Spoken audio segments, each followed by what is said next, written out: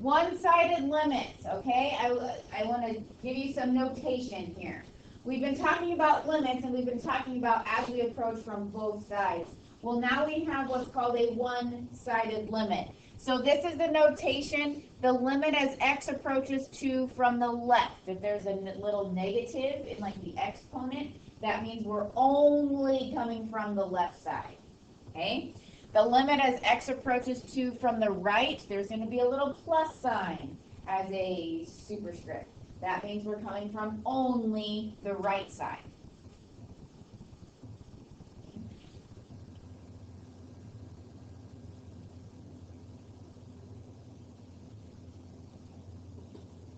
So since we're coming from only one side, okay, we don't have to worry about our left and right matching. If it's just a one-sided limit, we only look at the behavior from that side. Okay. So if there's a little negative with your number, we're coming from the left side. If there's a little positive with your number, we're coming from the right side. Okay. So today we're going to talk about both analytically and graphically. Okay.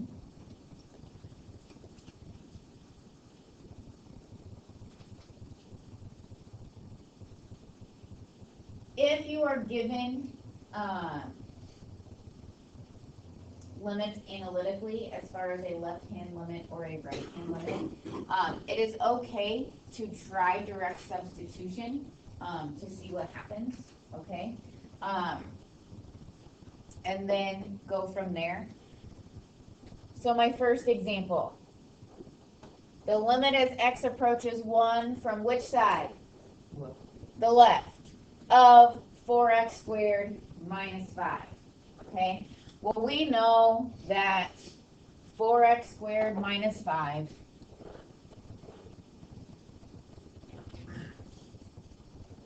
looks like this. Do you agree? Okay. There aren't any breaks or holes or anything like that. If we plug 1 in to our function using direct substitution, we're going to get the limit. Okay. Direct substitution will still work sometimes. Well, when possible, with a one-sided limit. Okay. Second example, the limit as x approaches 2 from the right of this. Can anybody tell me what this graph looks like? The square root of 4 minus x squared.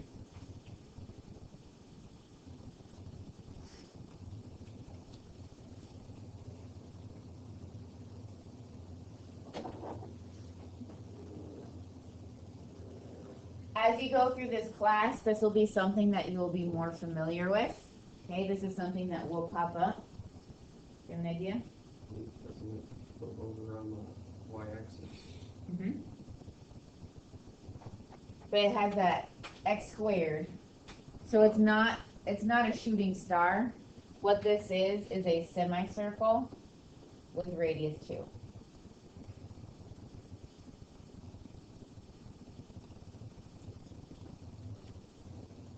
Okay. So if we look at the limit as x approaches negative 2 from the right side, here's negative 2 right here. What's the limit as x approaches negative 2 from the right side? Let's look at the graph. Where is it approaching? It's approaching 0. Now, what if I asked you about the limit as x approaches to negative 2 from the left side? Is there anything to the left of negative 2? No. So if I ask you for the limit as x approaches negative 2 from the left, that would not exist because there is nothing to the left. Okay.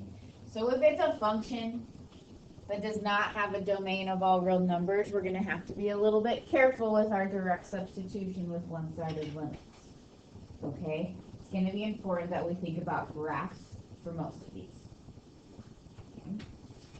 So let's do some practice with our graphs.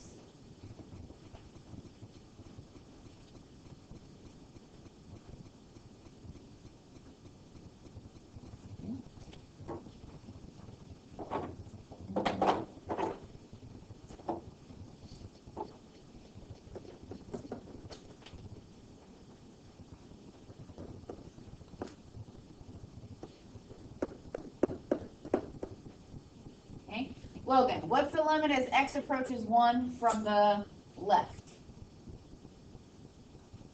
3. Do you agree with Logan? Here's x is 1. As we approach from the left side, we're approaching the value of 3. Does that sound reasonable? Okay. Now, what if I asked the limit as x approaches 1 from the right side of g of x? Do you know what would that be? 1. It would be 1. From the right side of x is 1, we are approaching the value of 1.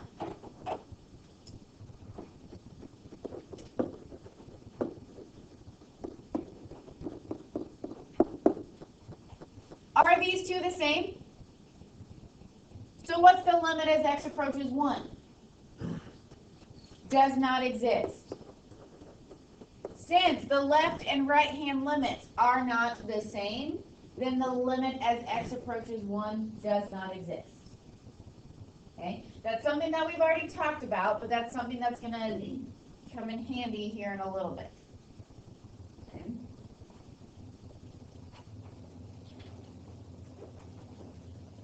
All right, I'm going to write, everyone see that still okay? I'm going to write 3 limits that I want you and your group to identify in the next 60 seconds, okay? I want you to identify limit as x approaches.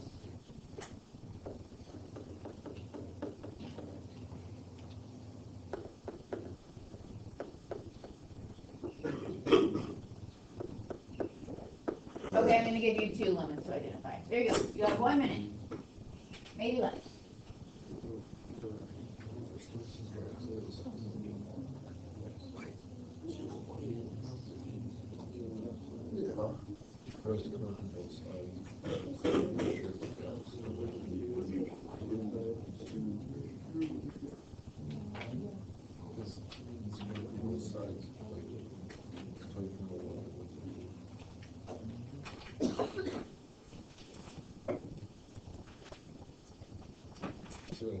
All right, pod 6. What'd you get for, first of all, this is the limit as x approaches 2 from the left, and what is that? Do you agree with pod 6?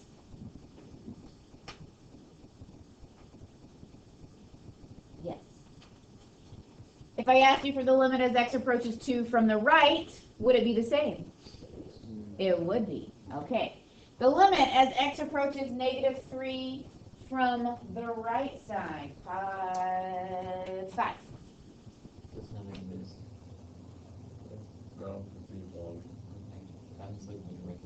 Okay. So you are looking at 3. You're right. From the right side, that limit would not exist. But from -3, you guys said 1? Yeah. Sounds good. Okay. Any questions about that? Pretty straightforward. From a graph, we're going to practice that here in a little bit. Those kinds of questions will be on your quiz tomorrow. Okay. All right. How about a problem like this? I need you to write this down, and we are going to evaluate the limit as x approaches 0 of this function. What do we call a function like this? Piecewise function.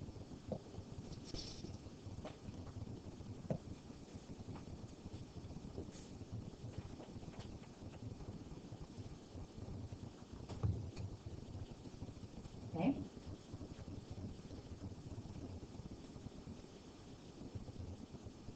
Does anyone see an issue with evaluating the limit as x approaches 0?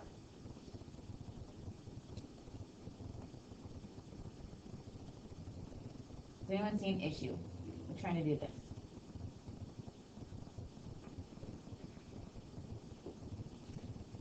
Where does our piecewise function break? At 0. And we're evaluating the limit as x approaches 0. That is the problem. Okay? If this were the limit as x approaches 1, we could do direct substitution with that second piece and be good to go.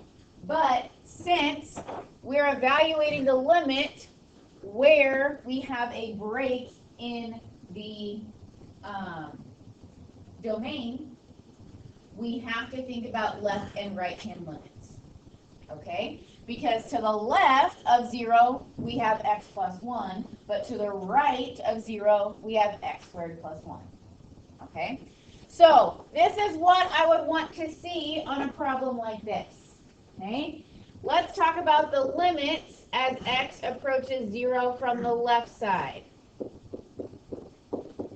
Which piece is to the left of 0? The first one.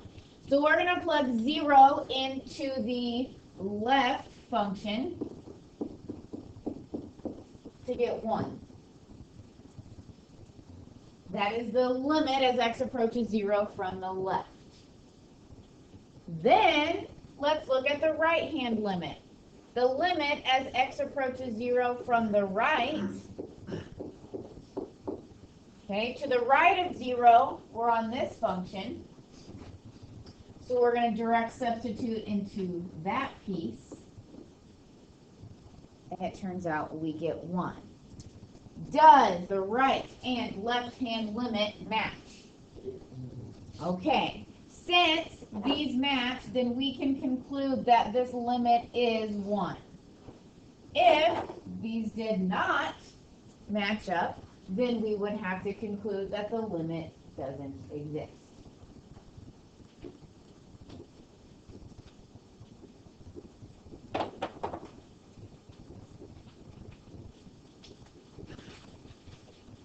Here is what is happening graphically. Our two pieces are overlapping, which is why we have a limit that is existing at 0. Not all the time do piecewise functions match up like that, which is why we have to look at the left and right hand limits separately to see if they do indeed come to the same place. Okay? I will tell you, you're going to have a question like this on tomorrow's quiz. If I do not see this work right here, you are not going to get full credit for your answer. Okay? And we'll practice another one before the day is done.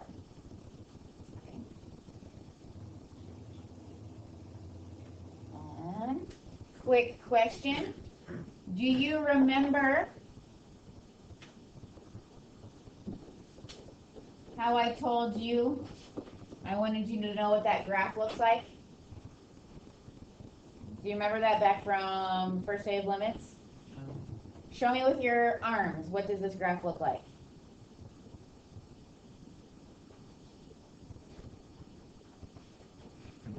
It's not this, Cole. I'm so glad that.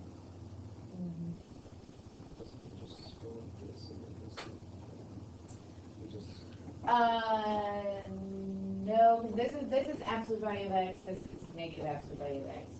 You can't plug them together, otherwise it's not a function. There it is.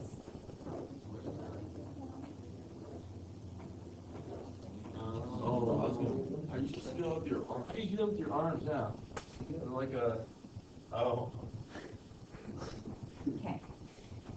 So, if we now recall that this is what this graph looks like, how is this one different?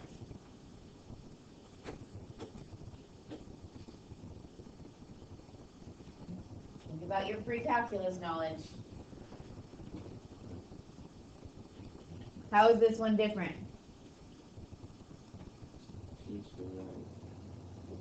It shifts to the right 5.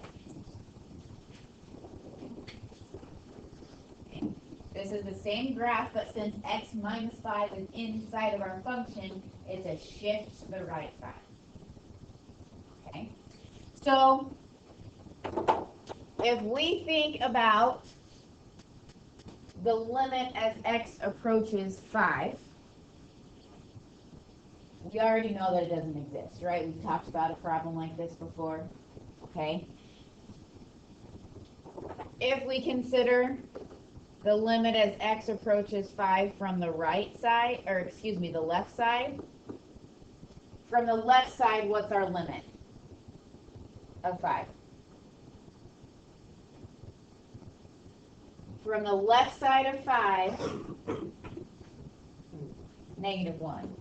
If we look at the limit as x approaches 5 from the right side of 5, we get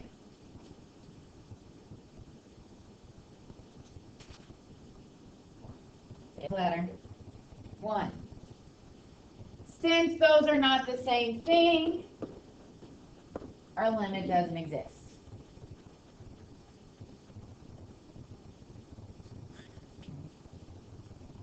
So that was just approved or something.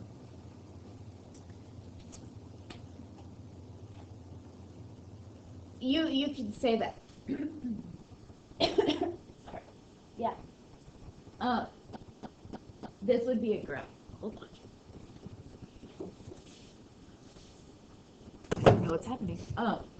This would be a problem that since you know the graph, you can automatically write does not exist without this work, but this is why it does not exist. And now we're just kind of practicing the notation right now. Okay. Okay. What about if I gave you this problem right here? Oh, it's over here in my hands.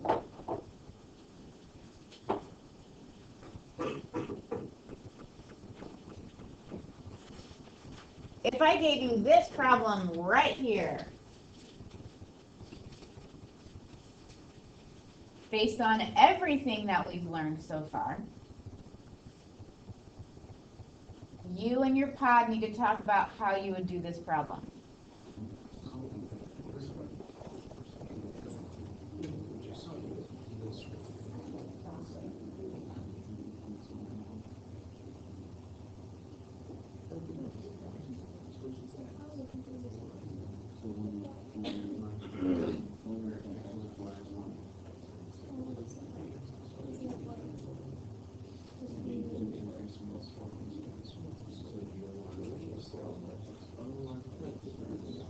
Okay, pod 3, what did you discuss?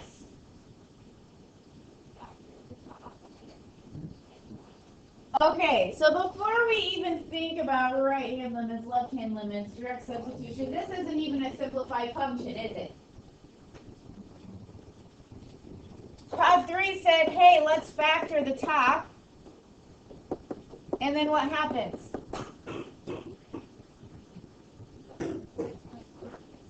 The x minus 1's cancel. So we really have the limit as x approaches 1 of x plus 1, which is what, pod 3?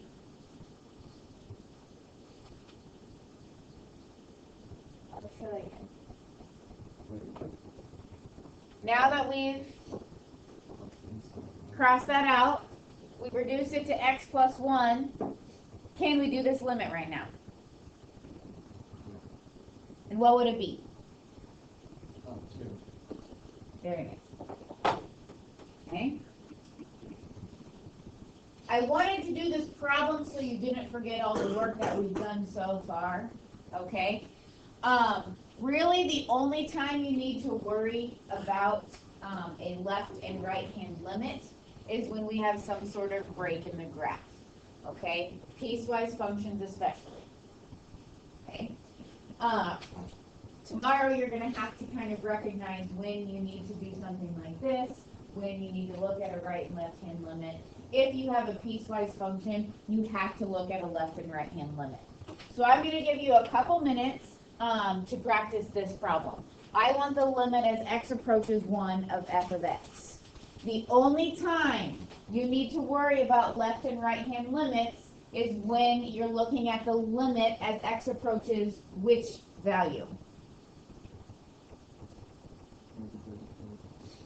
What do you say? Where the break is. If this number is the same as where the break is, then you have to look at right and left hand limits. So I'll give you a couple minutes to work on this problem. When you are done with the problem, compare it with your neighbors.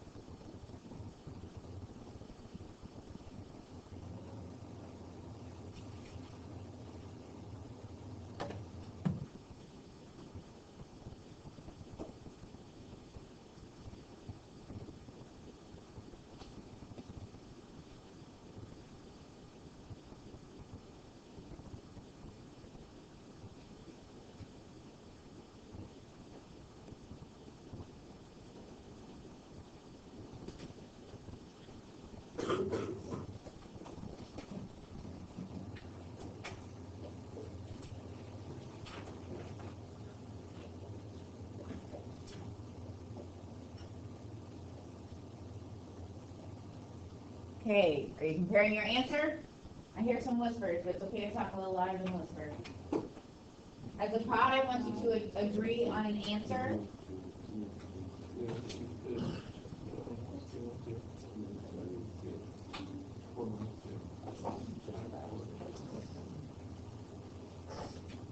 Pod 1, what's your answer?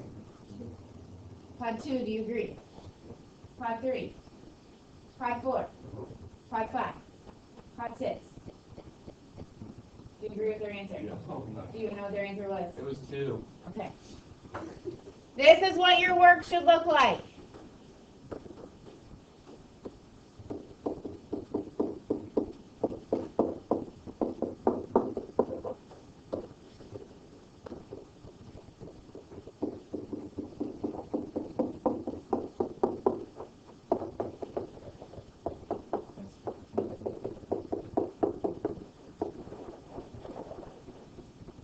Is that what your work looks like?